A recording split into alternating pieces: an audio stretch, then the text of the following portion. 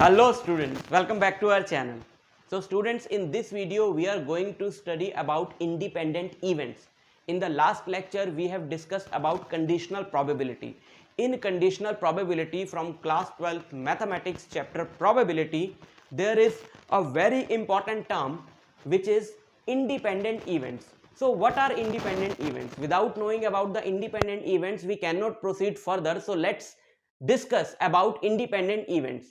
So two events are said to be independent if the probability of occurrence of one event is independent of the probability of occurrence of the other event.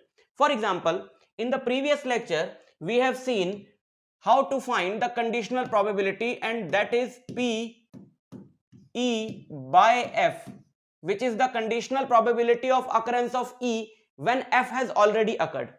Obviously, if one event has already occurred, then the probability of the future event changes. For example, if this bag has 3 black balls and 7 red balls, now what is the probability of drawing one black ball from this bag? The probability of drawing one black ball from this bag is 3 by 10 because total number of balls are 10. And what is the probability of drawing a black ball from this bag when one black ball, I was about to say black hole, not black hole, but black ball.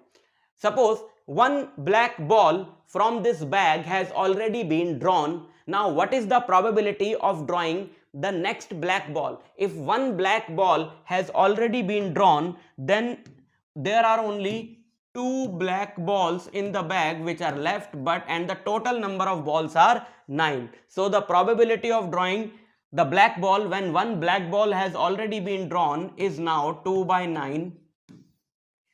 This is 2 by 9 because one event has already occurred. So the probability of this event is affecting the probability of the next event. So the next event which is going to occur depends on the previous event. So such events are called dependent events. But there are cases when the probability of occurrence of the next event is independent of the probability of occurrence of the previous event. That is, the probability of occurrence of E when F has already been occurred is just PE, which is the probability of occurrence of E. So the probability is not changing when some other event has already occurred. So in this case we will say that E and F are independent events. So this is true for F also. The probability of occurrence of F when E has already occurred is nothing but PF. Right? Okay. In conditional probability, we have seen that probability, what is the formula for the conditional probability of E when F has already occurred? It is P E intersection F divided by PF. Right? But since E and F are independent, so we can write PE by F as PE, right? Because E and F are independent, equal to PE intersection F divided by PF, right? So if you take this on this side, then we can write that PE intersection F is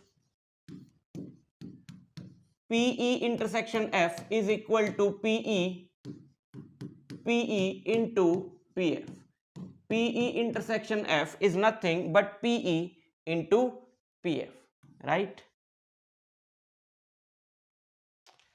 This is how you are going to prove if the two events are independent or not. Two events E and F are independent. We have discussed about the definition, but this is the way to prove that events E and F are independent. This is a mathematical way to prove. So if for two events E and F you are able to prove this thing, that the probability of E intersection F is equal to the product of the probabilities of E and F, then it is proved that E and F are independent, right?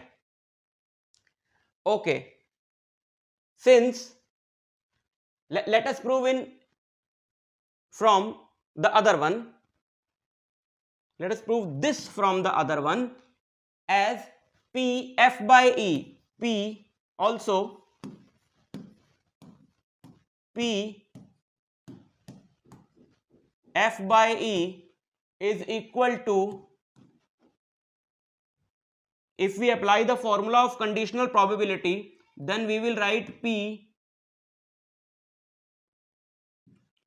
F by E is F intersection E divided by PE, because now E has already occurred, and since E and F are independent, so in place of this we will write just PF equal to P E intersection F divided by PE. Now again let's take this on this side. So probability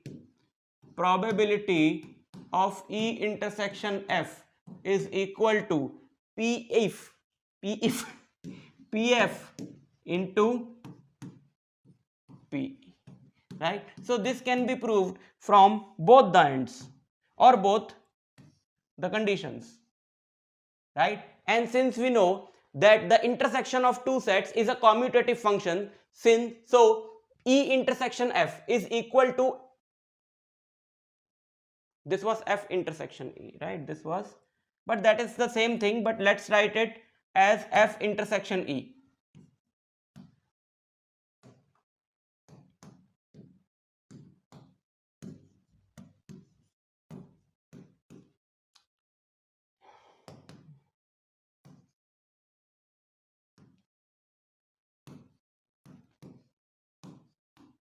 And since this function, this rule of probability,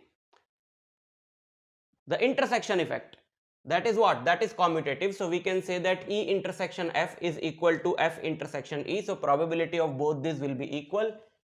And since there is no difference in product if we multiply two things in any order, so left hand side is also equal, right hand side is also equal, so both have same meaning. So if you are able to prove that the probability of intersection of two events is equal to the product of the probability of the two events, then the events will be independent.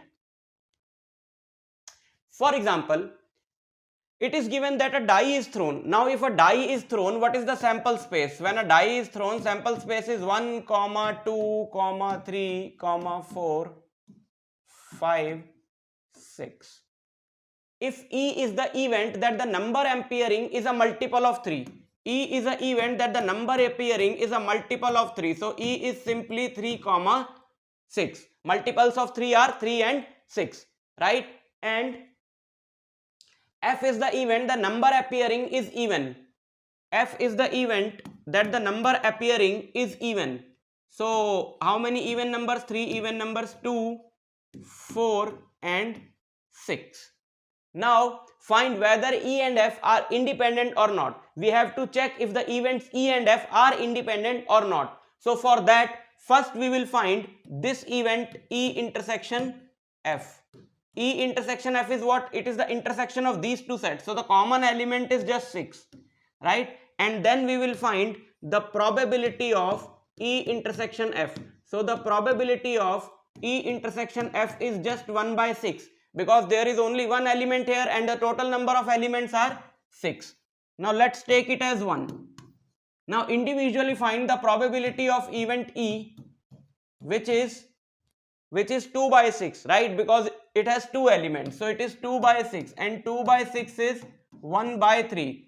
And what is the probability of F? The probability of F will be 3 by 6 because it has 3 elements. The probability of this is 3 by 6. That is 1 by 2. That is 1 by 2. Now if you multiply these two and find PE into PF, then the answer is 1 by 3 into 1 by 2, and 1 by 3 into 1 by 2 is 1 by 6. Let's take it 2. So we can clearly say that 1 is equal to 2, right? PE intersection F is 1 by 6 and PE into PF is also 1 by 6, which proves that these two events E and F are what? They are independent events. Next example. an unbiased die is thrown twice. Let the event A be odd number on the first throw and B be the odd number on the second throw. Check the independence of the events. So if a die is thrown, how many elements are there in the sample space? There are total 36 outcomes if a pair of die is thrown. Or if a pair of die is thrown, or if a die is thrown twice, both will have 36 outcomes, because if the die is thrown twice, in first case you can have any number 1, 2, 3, 4, 5, 6, or when it is thrown again you can have any number 1, 2, 3, 4, 5, 6. So first has 6 outcomes and the second one also has 6 outcomes, and by the multiplication rule in permutations and combination we can see that there are total 36 outcomes, 6 into 6, right? So out of those 36 outcomes, A is the event that it has odd number on first throw. A is the event that it has odd number on first throw. So how many outcomes from these 36 have odd number on the first throw? Those outcomes which are starting from either 1 or 3 or 5, right? So if we fix that the first outcome is 1, then the second outcome can be any of the 6 numbers. So there are 6 outcomes which has 1 on the first place, and there are 6 outcomes which have 3 on the first place, and there are 6 outcomes which have 5 on the first place. So we have total 18 outcomes such that odd number is on the first throw. So 18 divided by 36, and the probability is 1 by 2. Now let us take B. With the same logic, we can say that there are total 18 outcomes in which odd number is on the second throw, right? If we fix the second throw as 1, 3 or 5, then on the first throw there can be any 6 numbers. So for each 1, 3 and 5 we have 6 outcomes, so there are total 18 outcomes. The probability of B is 18 by 36, that is 1 by 2. Now what is the probability of intersection of A and B? How many outcomes are there in which there is odd number on first throw and odd number on the second throw? So let us count those outcomes. 1, 1, right? 1, 3, 1, 5. Then 3, 1, 3, 3, 3, 5. Then 5, 1, 5, 3 and 5, 5. So there are 9 outcomes.